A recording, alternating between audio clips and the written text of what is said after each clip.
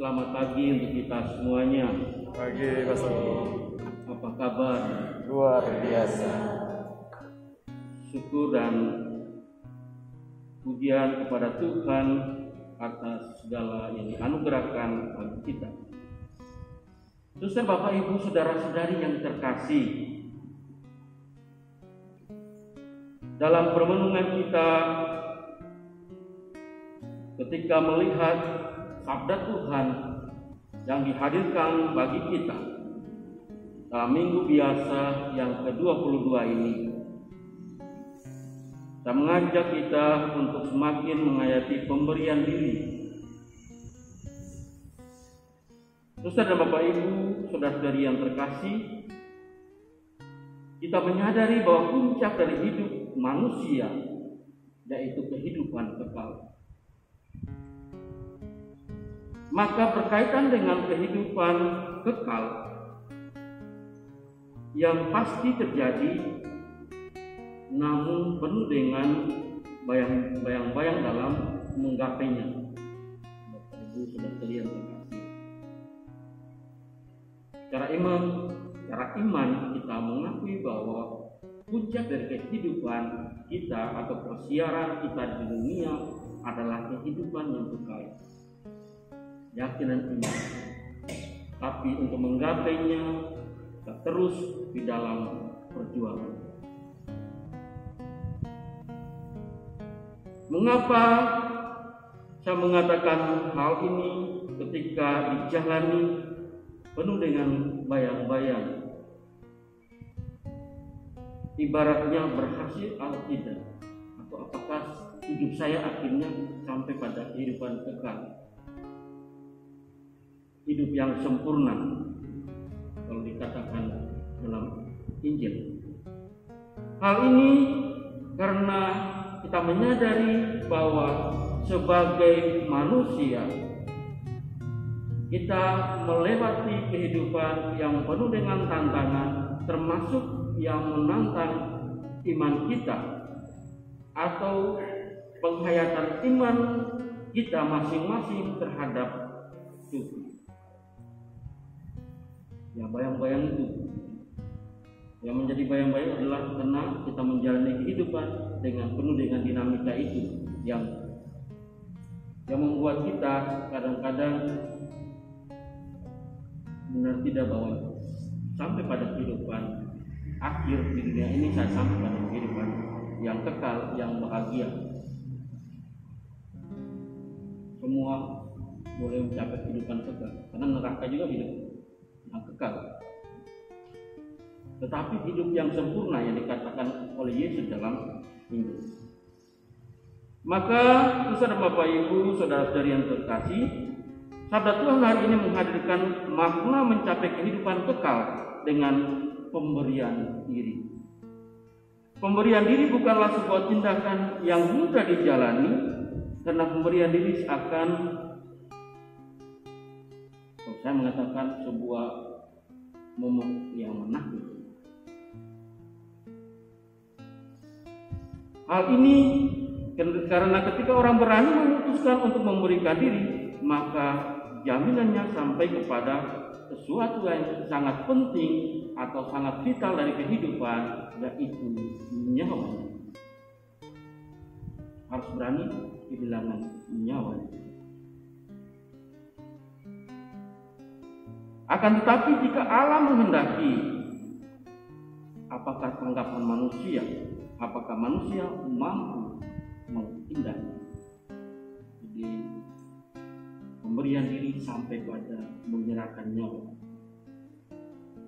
Namun ketika Allah menghendaki, apakah kita mau berani menyerahkan?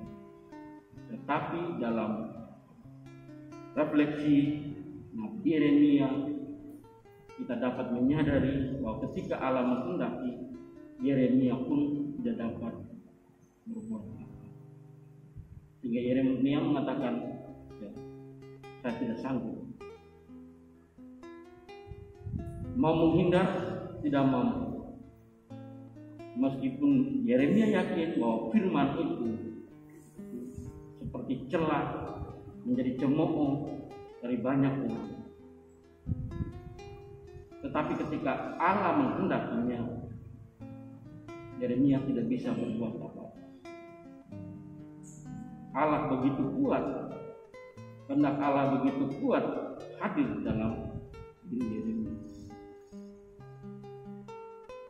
Jadi gambaran kehidupan kita di dunia dihadirkan oleh Yeremia.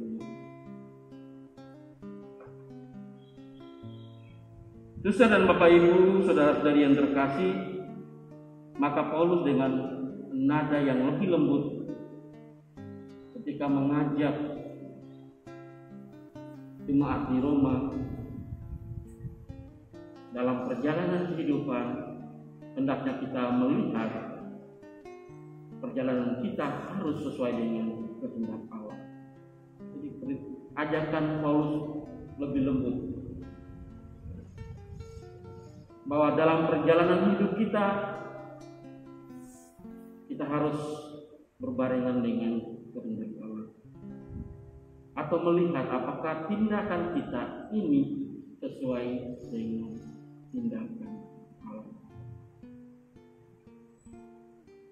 atau ibaratnya sesuai dengan ajaran agama kita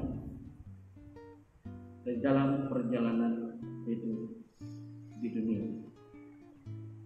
Karena kalau kita memandang Injil Yesus, kalau itu sudah menjadi kehendak Allah, maka yang lain adalah kehendak iblis yang bertolak belakang dengan kehendak Allah. Maka tidak heran kalau ketika Petrus menegurnya,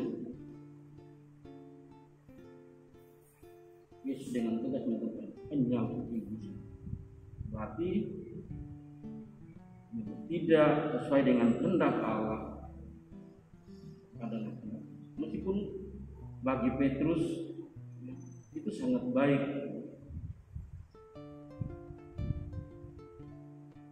kalau bisa kehendak Allah ini tidak terjadi dalam diri Yesus. Tetapi Yesus menghayati perputusannya di dunia. Yesus taat kepada Allah, kepada Bapanya, sehingga ia menunjukkan kesetiaan sampai menyerahkan nyawa.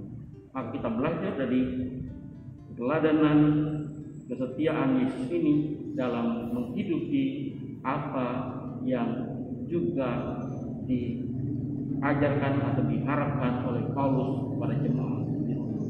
Mari kita diundang untuk dalam menjalani kehidupan kita di dunia ini harus sesuai dengan kehendak Allah, melihat apakah tindak tanduk kita sesuai dengan kehendak Allah,